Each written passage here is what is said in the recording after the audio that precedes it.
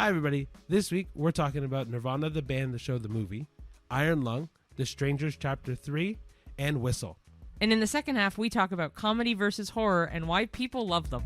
I just want to live. Is that so wrong?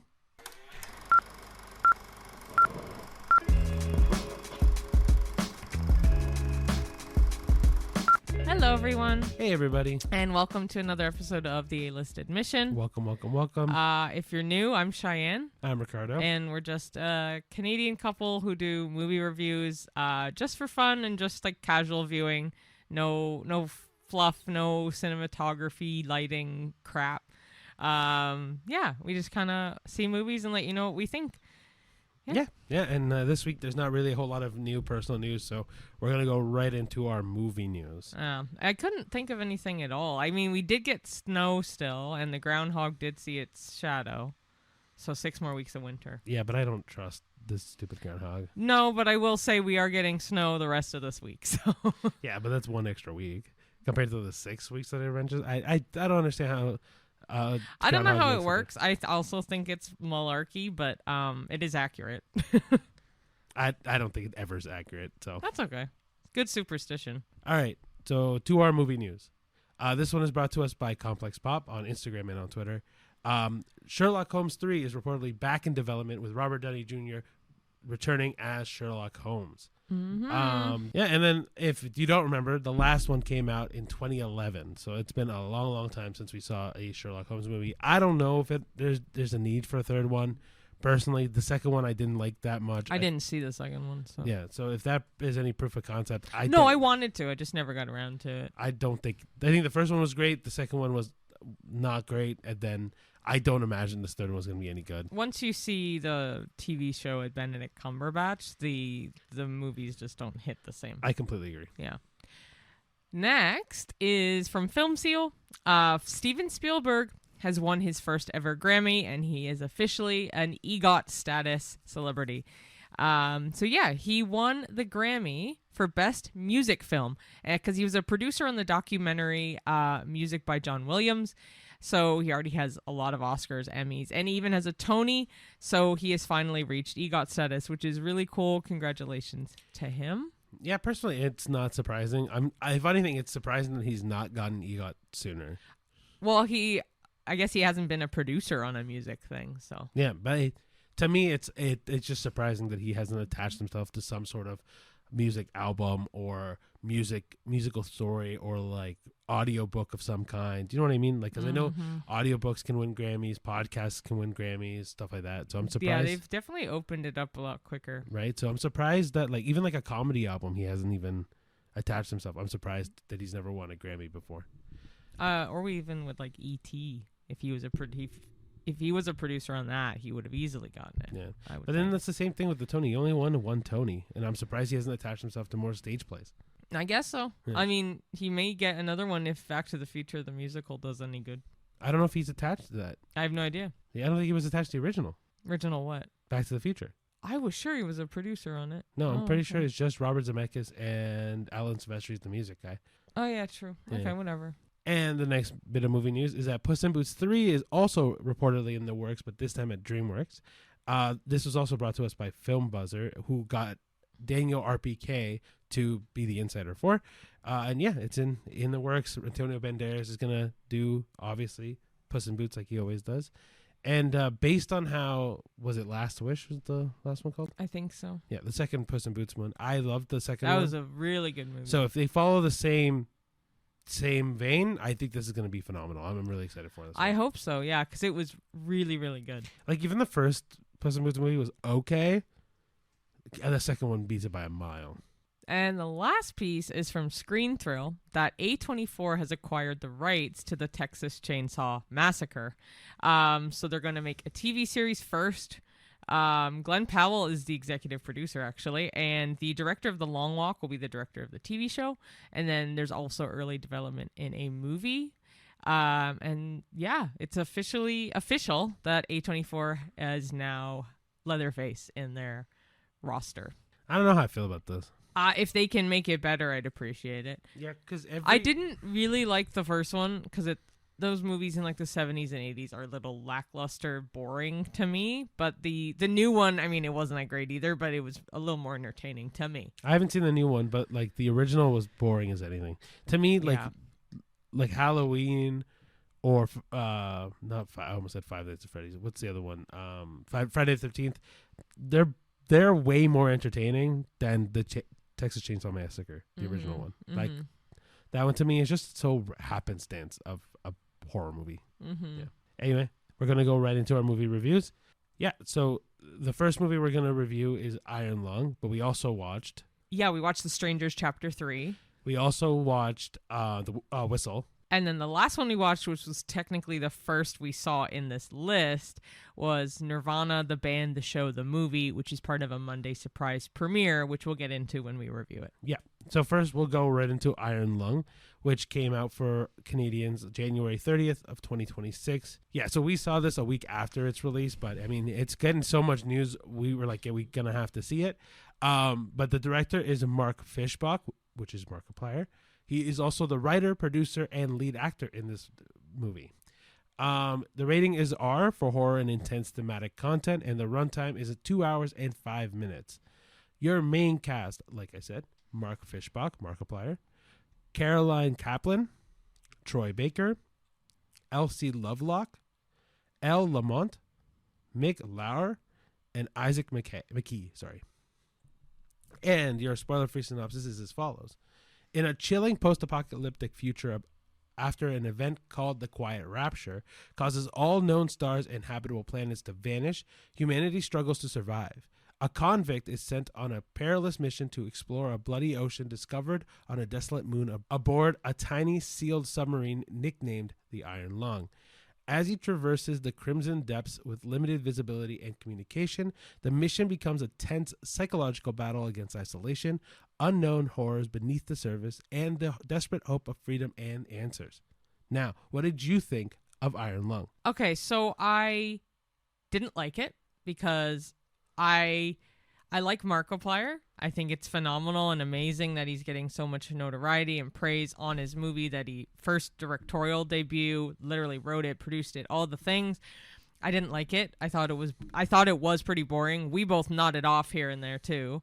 And I didn't like the fact that it was all in one room. I'm fine with movies that do that if they do it well.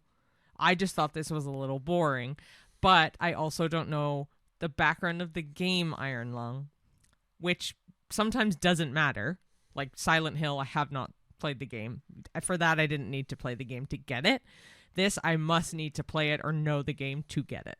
All right, so this is what I found out later about Iron Lung. So, kind of what Cheyenne said, I am really proud of Markiplier. This is a movie that he has done so phenomenally well with, and especially for indie movies in the future. This is amazing, incredible. I could not ask for a better example of an indie movie doing well. That being said, I knew nothing about Iron Lung going in. I also did not know, we have never played the game, but to me, video game movies, especially if you're introducing it to a larger audience, you should not have to explain the game.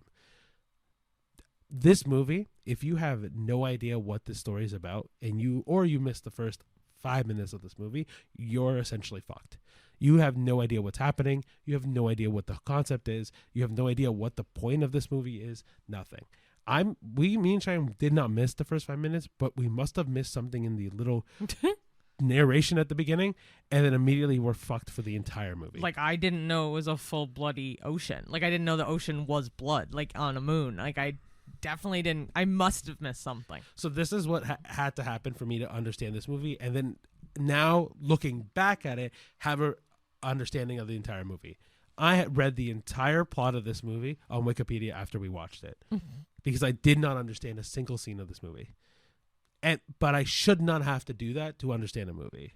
Yeah. Like, I've done that a couple times. There's been a couple movies that I've had to look up the entire plot after and go, oh, that's what that was. Or if I've missed a scene for whatever reason, I've gone and read the plot and be like, okay, that makes sense for the scenes that followed. This one, I watched the entire movie.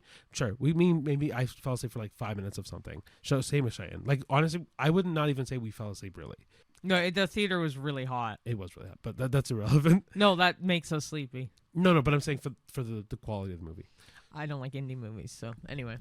I think this movie, you need to have had some sort of either pre-required knowledge of Iron Lung, or you need to be an eagle eye and watch the entire fucking thing with like full focus. You miss for a second, you're gone.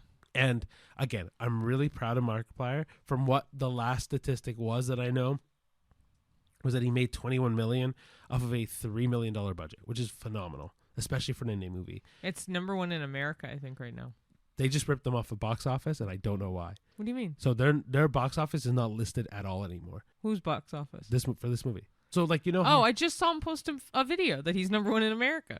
From the last time he knows. But they are so.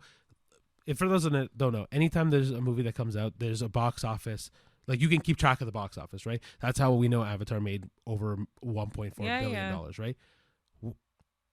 This movie, Iron Lung, got ripped out of that box office info, and no one knows why. Even Mark said that. No, but that's the only movie that's done that. Yeah, I know. Weird. So to me, this is an attack on the indie movie scene because clearly Hollywood has decided this movie's doing well. We can't let it do well. Oh, for sure. I just still don't like indie movies. I think it depends on the indie movie. We've seen some indie movies that we really liked. Like The Room Next Door is essentially like a... Oh, it's a limited release movie. Different than an indie flick. It has... Like the Blair Witch Project is an indie flick. But that one was not a bad movie. I didn't like it. I didn't think it was that bad. Don't get me wrong, it's not the best horror movie I've ever seen. I'm not ever going to attribute that it's the best horror movie I've ever seen. But for a movie that is chilly, like creepy, and it sets the tone and does reinvent the entire horror series, I think it's a really good indie film. Okay. Mind you, the other indie film we saw this week is also fucking phenomenal. Okay, well then I didn't like this. I'm not saying you'd have to like it. I'm just saying this movie was... For this movie, I didn't like it. I thought it was very boring, and it was way too fucking long. To go nowhere. I will say, the one room thing also fucked me up in this movie. I don't mind one room movies if they can make it work. This was, you need another room. You need another, I don't know, another person. There were people in it, but not... There were voices in it. And people. Yeah, I don't know. I'm this movie's going to get like a 3 for me. Okay, it's going to get a 1.5 for me. Yeah, that makes sense. It evens out. But yeah, this movie, I think there's some good spots, and then after reading the plot of the movie, I understood it, and I'm like, oh, okay, I can see the value in this. But that being said, you shouldn't have to do that for a movie. Yeah. Also, you were way more excited for this than I was because it was Markiplier. No, it had nothing to do with Markiplier. Don't get me wrong. I have not subscribed to Markiplier. I've never watched a full video of Markiplier. I just know who he is. The only reason why I was so invested in this movie was because for an indie film to be doing this well, to beat out the box office of Send Help and Shelter, which are two well-known movies. Fuck, one is a Sam Raimi movie, and we're talking like this movie was beating it out. Mm-hmm. So I was like, there has to be some merit to this. Mm-hmm. So that's why I was excited to see an indie film that was beating out every major studio film last week. Mm-hmm. That's why. Okay. Cool. Next is The Strangers Chapter 3. It was released in Canada on February 6th of 2026. The director is Rennie Harlin, who also directed the other 2 Stranger movies. It's rated R for strong, bloody violence and language, and it has a runtime of 1 hour, 31 minutes. The main cast include Madeleine Pesch, Richard Brake, Janice Ahern, and Gabriel Basso. So, the spoiler-free synopsis goes as follows. In the final chapter of the rebooted Strangers trilogy, Maya finds herself once again hunted by the masked assailants who have made her life a living nightmare. This installment brings her face-to-face with the killers for the ultimate confrontation, forcing her to push beyond mere survival into a brutal reckoning as secrets about their violence and her true stakes are laid bare. The film closes the narrative arc begun in Chapter 1 and deepened in Chapter 2, tying together the horror, chase, and mystery into a concluding showdown between prey and predator. So what did you think of The Strangers Chapter 3? It was fine. It was the second best one. This entire trilogy sucked. Yeah, none of it's good. I don't know why it was so popular. It's not good. This was popular? The series is. Oh, you mean The Strangers in general? Yes. Yeah, but The Stranger in general, the original story, I can see this being better. Like when it came, I don't know when the original one came out. It'll probably be on the screen. I can find the info. But like the original when it came out, maybe at the time it was really good because it wasn't as like modern, right? This is terrible. Like the more I think about this series, this trilogy series did not need to happen at all. Like I didn't find it scary for a second. I didn't find like it mean being nervous or even like thrilled at any point. There was some things I'm like, oh wow, I didn't expect that one. But like it wasn't enough for me to go, oh, this was a good movie at any point. Like me and Cheyenne both agreed that chapter 1 was the best, chapter 3 was second best, and chapter 2 sucked ass. It was terrible. But that doesn't validate for me that chapter 3 is also really not good, and chapter 1 was meh at best. Yeah. Chapter 3 was better at times than chapter 2. Chapter 2 just is awful from the get-go. They should have just kept it as a one-off movie. Like whereas Weapons, the prequel will be good. Maybe they should have done like a prequel to this to find out how they became. Well, you do find kind of that out in the last movie, but the last 2 movies you do. Yeah. I don't know. Maybe just keep it as a standalone and maybe a prequel, not 2 sequels to make a trilogy. Because I really do. I agree with that. Because chapter 1, the way it ended, felt like a full-fledged movie where I'm like, you know what? If this ends the way it is, fine. It's an okay movie. Yeah. But more than this was so worthless. Like the second one was the worst one because no one, quote unquote, no one dies. But like nothing happens. Like the one killer died. That was it. Yeah. And like it wasn't even like Maya killed her. It was a car accident and the woman died. Yeah. And so it wasn't like, it was so unthrilling. Nothing happened. Maya just gets chased from the hospital to around the city and then still lives. And then Maya in this movie, not much happens, dude. It's just boring. Yeah. If I could rate this entire series, it's like a 2 for me. Whole series is a 2. This I'll give like 2.5. Honestly, I'll give this one a 2. This is, to me, this third movie is how I feel about the entire series. The second one I'd give it 2. This I'll give it 2.5. Fine. I think so. I don't know. Anyway, the next one is Whistle, which came out February 6th of 2026 in Canada. The director is Corin Hardy, known for The Nun. Ooh, I didn't know that. Cool. The rating is R for strong violent content, gore, drug content, and some language. And the runtime is 1 hour and 40 minutes.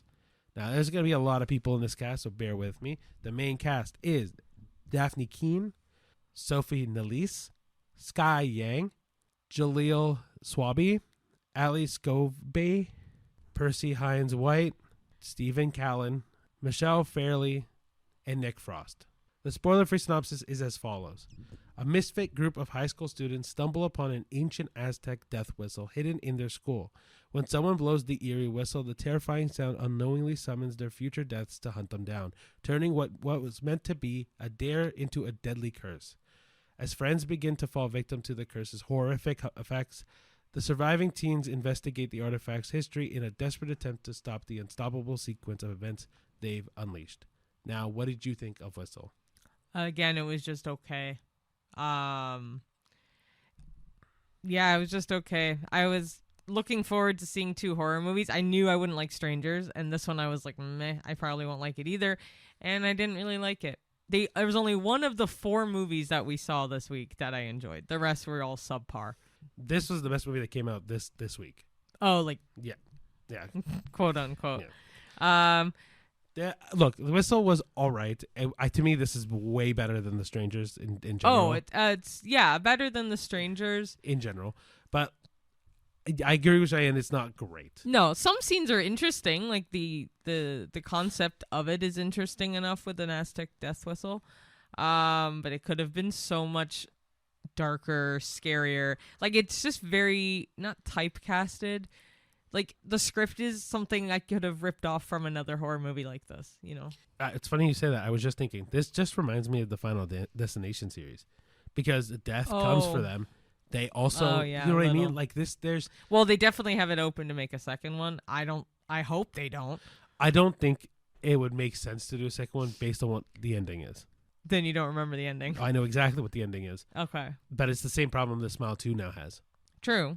But how they do made you, a second one, Smile and Smile 2. Smile 1, it was fine. The problem that you have with Smile 2, and I'll say it, I'll literally spoil the end of this one. And it'll spoil the end of this one. Oh, yeah, don't say it then.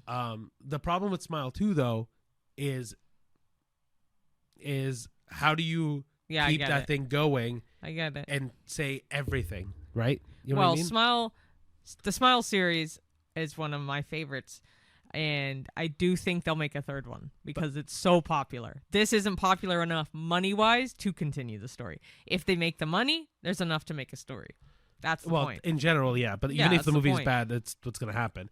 But like, I don't think Whistle, from how you go from here on out, you can't tell a singular story. You know what I mean? Like, the way that it ends is just, there's way too much to go into the weeds about. I think it's weird that Nick Frost is in this. It's just a really random throw-in is Nick Frost.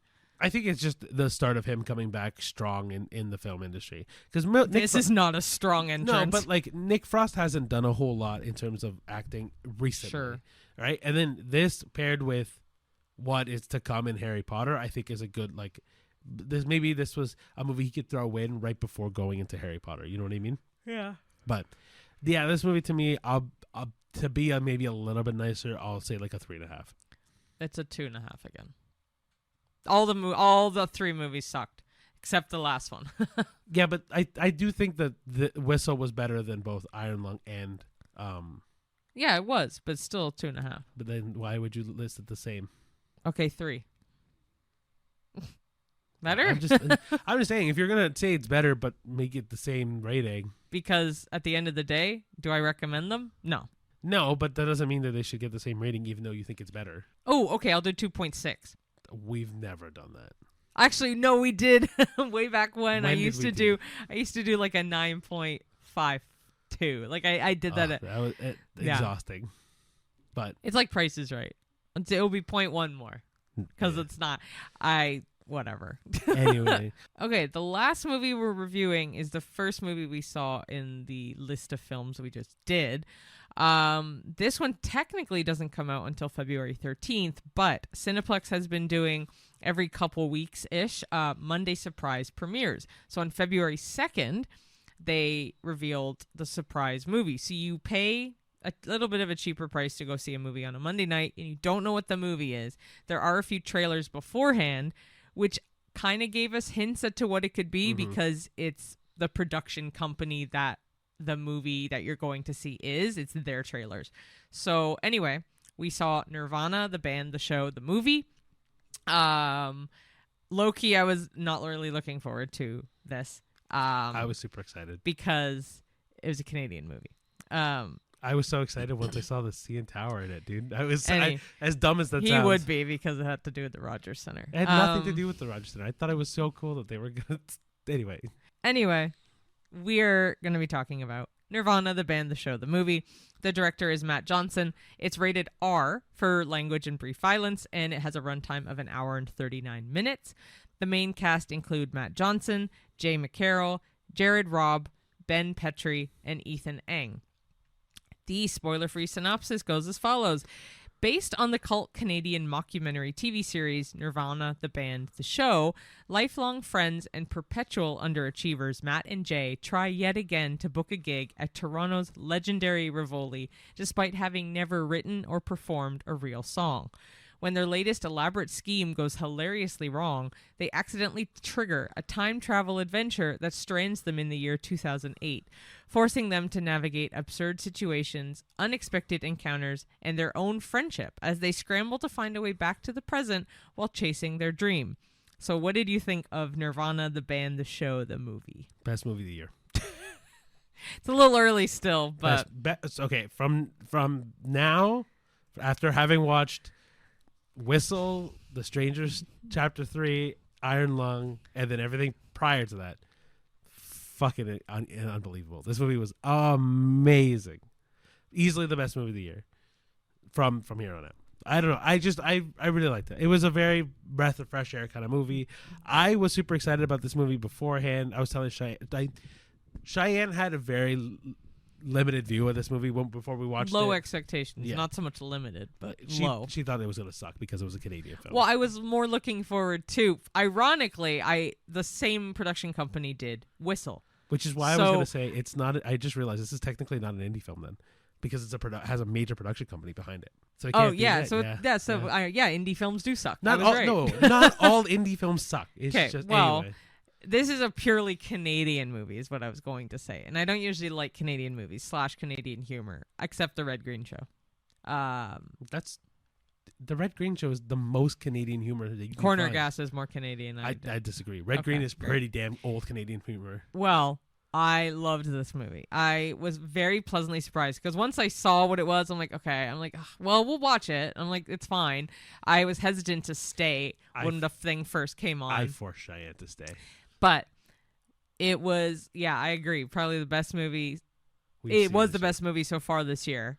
And it will probably be in my top by the end of this year because it is so funny. It's one of the funniest movies I've ever seen. And that's saying something because I'm not a huge comedy fan.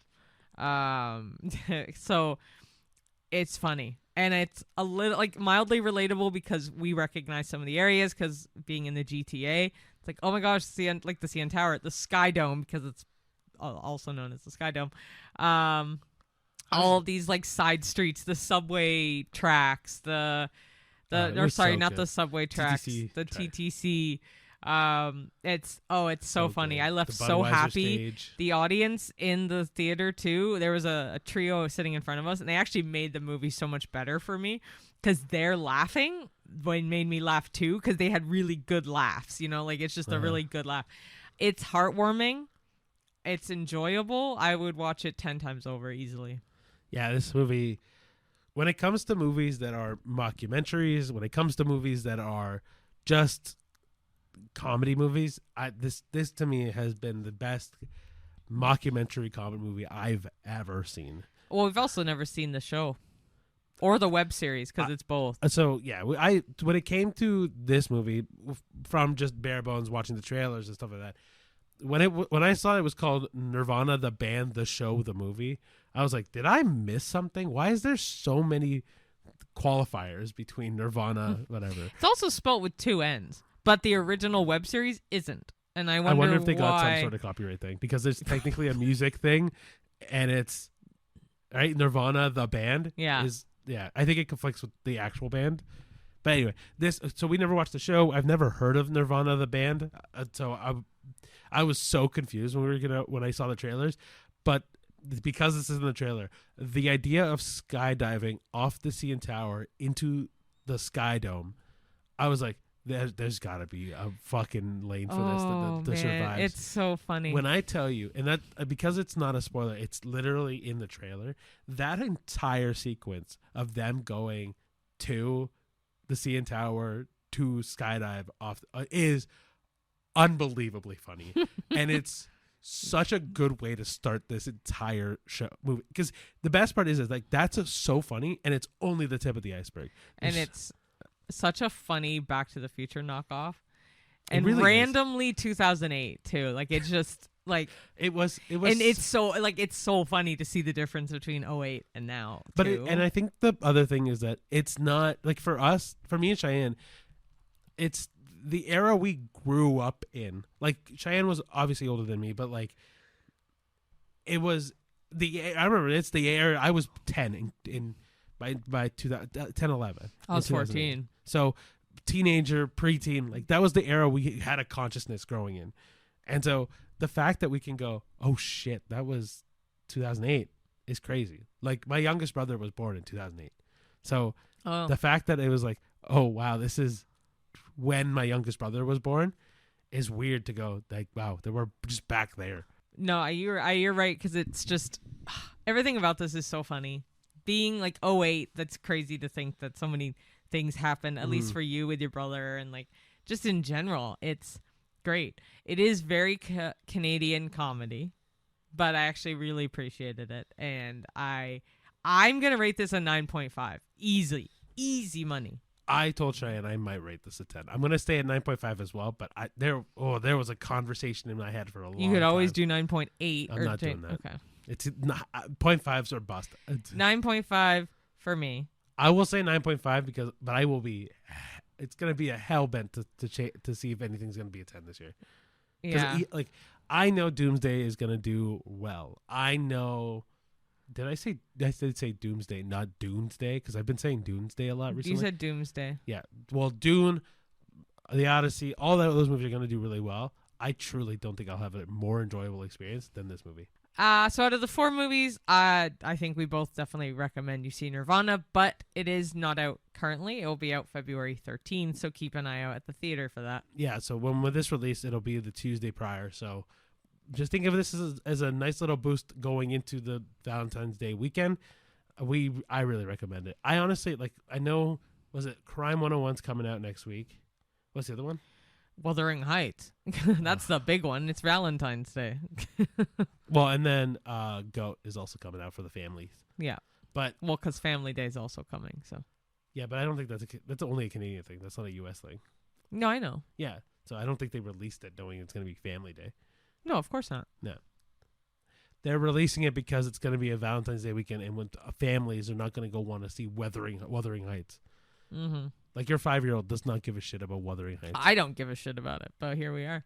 Yeah. Anyway, go see Nirvana, the band, the show, the movie, if you can. Yeah. If you can't, find a way to watch it. Yeah. It's phenomenal. And then if you really can't, then whistle out of the other 3. But as you can tell, we did see 1 comedy and 3 horrors, which kind of leads into our second half. And we like the comedy. Just saying. But the second half is all about comedy versus horror and why people love them. Why do people love comedy? Well, of course, it's the stress relief, right? Laughter is the best medicine. It's always the instant decompression after a long day. It's always more comfortable to watch than usually anything else, right? The easy rewatch, familiar beats, low emotional risk. There's connection between the shared jokes. You create bonds, like the remember that scene kind of comments. There's escapism without any of the hard effort.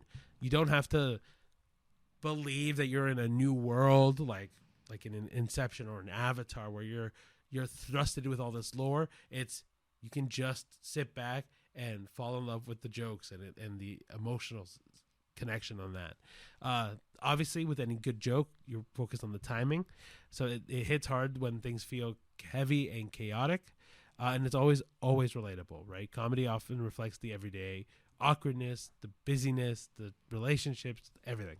So then why do people love horror? Well, there's controlled fear. There's that safe adrenaline rush. Like you're still on the couch, but it's scary, but things could happen, but you're relaxed at home or at the theater. Horror has like kind of a catharsis because it really lets people process with grief, dread, anxiety, indirectly. There's also the physiological thrill. So like the heart racing, the tension, the what if kind of fear. It's almost like a workout for your heart when you go see these movies. It's also like a social experience too, because a lot of people may laugh, scream, gasp. There's always that weird vibe in the theater. Sometimes it's a bad horror movie where people laugh. Sometimes it's good where like or like freak out kind of thing. Kind of like a haunted house. There's also the curiosity, because people are like, can I handle this movie? Like, test your limits if you don't like horror. And then it's obviously very metaphor heavy. It definitely explores real fears under the surface, whether it's society, death, identity, and so on. So what do both comedy and horror have in common? Well, the strong reactions is a big one, right? Both aim to have some sort of physical response, whether it's screaming in fear or laughing. The timing always matters, right? What are you in the mood for? Are you in the mood for something that is more quality or more quantity, right? Whether it's the amount of jump scares that you get or the amount of jokes, or the quality of the jokes versus the quality of the scares, right? There's also community, right? People love to share your comedy quotes or the scenes that have the most jump scares, or like the ones that have the biggest jump in you, right? Those are easy things that like, oh, do you remember that scary scene? Or do you remember this joke from that comedy movie, right? And then, like I said earlier, the escapism, right? Falling into the worlds of like Silent Hill, for example, or following to the Happy Gilmore scene. Like, both movies do a great job at pulling you into their worlds with, honestly, not a lot of effort. So then why are people often one or the other? Well, comedy equals comfort and familiarity, and horror is intensity and stimulation. So some people want to relax, and in that instance, maybe comedy. But for me, I like horror to relax. So it could be either or. But if you want to feel something, also horror. And I do think relaxing, like wanting to relax and wanting to feel something, are very interchangeable with comedy and horror. Just depends on the person, honestly. So, something to think about. Is comedy harder to do well than horror? Yeah. I completely agree. Because it's like a stand-up comedian routine. Like, if it's going to flatline, it's going to flatline, you know? Yeah, whereas I feel like a horror can redeem itself later on. They could have some, like, shitty first half, decent second half. But, like, comparing Nirvana to The Strangers, they could easily make The Strangers better, sure, but it was already just okay. Nirvana has to be funny and stay funny because they already started funny, and they were able to achieve that, and that's really, really hard to do. Yeah, I agree. I think once you lose a comedy audience, it's hard to gain them back, right? But horror, even if there's a moment that's a little bit slower or not as scary and a lot more exposition heavy, you can still get them with a horror beat 5 minutes later. Yeah. Yeah, I feel like with comedy, like once a movie is not funny, it's not funny. It's really hard to come back, right? And I think the idea that you said about stand-up is like a perfect note to that. Yeah, because like watching AGT or America's Got Talent, seeing their like routines, some of them just people don't laugh, and that theater's full. So yeah. Do great horrors age better than great comedies? Oh, that's a tough question. No, it's not tough. I think it is. Think about great comedies like Planes, Trains, and Automobiles. That aged fantastically. Yeah, but then you got to think of the horror movies that people always love and talk about. Yeah. Okay, then I'll give you... For me, I mean, I think both age fine, though. I think it's kind of what your proclivity to either one of those things are. Because for me, I didn't grow up a big horror fan. Until At all. At all. Like, that's no, it made me valid. laugh. You didn't grow up a big horror fan. I'm like, you didn't grow up a horror fan, period. No, I think there was some things that I would consider scary, but like not necessarily like I didn't go see obviously Halloween when I was growing up. Like I didn't. So watch... actually, no. Now the more we say this, you're right. Friday the 13th, age great. Halloween, Scream, right? But I didn't. The Nightmare on Elm Street. Yeah, they did age a lot better. Right. So for me, I didn't watch horror movies. The scariest thing that I think I watched was like either What You Did in the Dark or what's What You Did in the Dark, or like what the kids stuff. I know What You Did in the Dark. Or? Maybe that's the one. I don't know. Remember. See, that's the thing. I know. didn't watch horror shit. So like maybe Ghost Hunters, which was on the YTV. So not horror. But for me, the things that last the longest are the comedies because for me, that's what I watched growing up. So what lasts longer, sure, but what ages better is probably horror. Because I'm even thinking Texas Chainsaw Massacre. We just talked about A24 just obtained the rights. That series is over 40 years old now. Yeah, but there's a lot of comedies that are like making especially they're doing the sequels to about a bunch of them like now. The Naked Gun and right. Yeah, Happy Gilmore had Happy Gilmore 2 They've last aged year. really well, which is why I said at the beginning that comedies aged better. But the more you say it, horrors age better. But I think again, that's why I said it's what your proclivity is. Like if you Your preference? Same, it's the same word. Is that what? I don't know. Yeah. Because you like horror movies more, you're going to think horror movies aged better. I like comedies more. No, so only I think I would have been. I was unbiased with this, but I'm actually trying to think of other comedies, and I couldn't. That's also why. I mean, like for me, Because Billy Madison is also great. I think that. I mean, I'm thinking of Adam Sandler movies, right? Because my brain is just now geared to Adam Sandler movies. Okay, but they're like, what other great comedies? I'm like actually trying to think. The 40-Year-Old Version's a good one, like that. But that's more. They're 2000s. modern. That's what I mean. It depends on what your version of it. Because I think it depends on what you define as great comedies, right? Because at the I'll same take time, any comedy that's from the 80s, but like I'm actually 80s, blanking. I didn't watch a whole lot of things from the 80s. Like comedies, I'm like honestly, when I'm thinking of comedies is more TV shows than movies. And in that instance, horror TV shows don't age at all. Comedy shows like sitcoms age fantastically. Well, like Coming to America is also really good. What's that? It's an Eddie Murphy movie. Oh yeah, I've heard of like, it. and that's 90s. I've Right. heard of it, but no one I know would know that movie now. That's a very popular movie. Great. Very popular movie. Great. My point is that there's a lot of great comedy movies as well.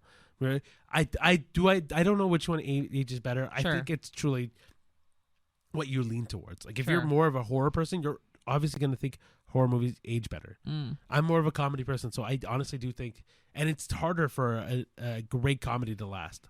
Are horror fans secretly more chill than comedy fans? 100% yes. I think so too. Like, knowing me, I'm like, I don't go out looking like Jason Voorhees. Are we you know what I mean? but I don't think necessarily chill means how you present yourself, like in like physically. I think it's very much like, are you?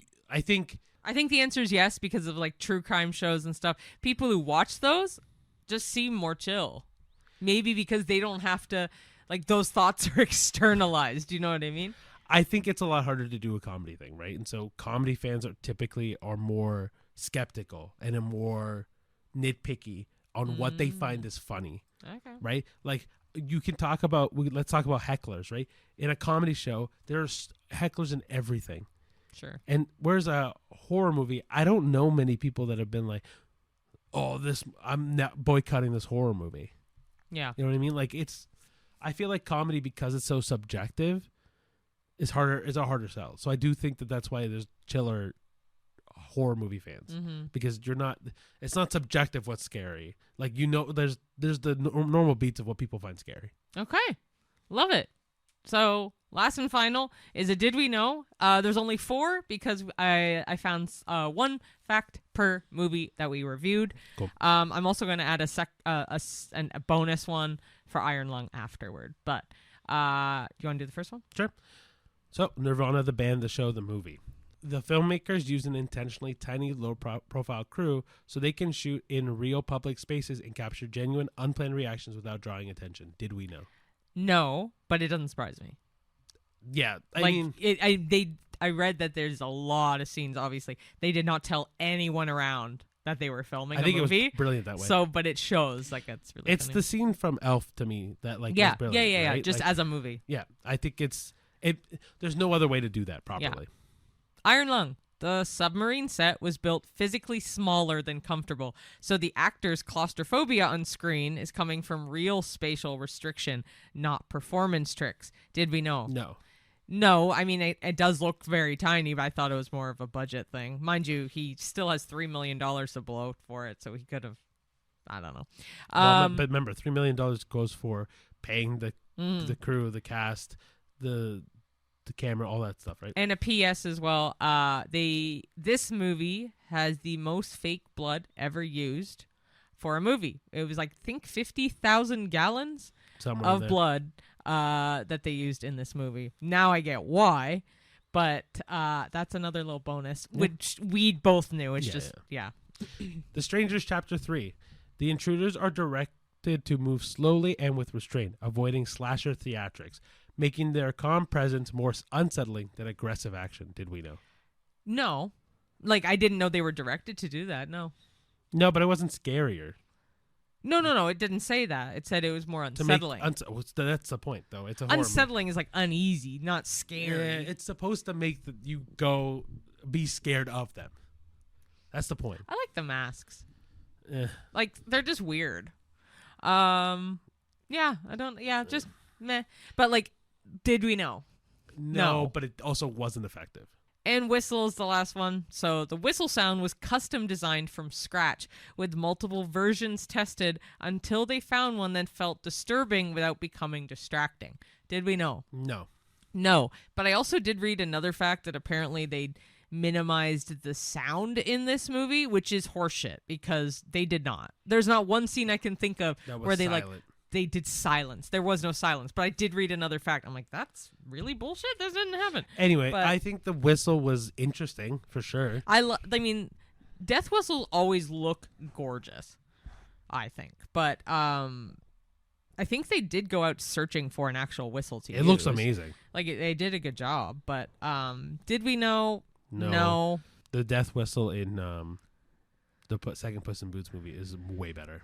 Oh my gosh, that death whistle is beautiful. Love it. Yeah. Yep. Okay. Do you want to send us off? Sure. Thank you so much for watching. If you want to follow us on any of our social media platforms, we got X/Twitter, Facebook, Instagram, YouTube, TikTok, Letterboxd, and Threads.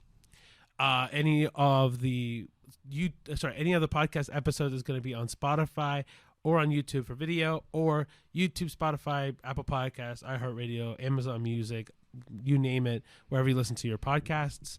And then all of our short form content is on Instagram, YouTube, or TikTok.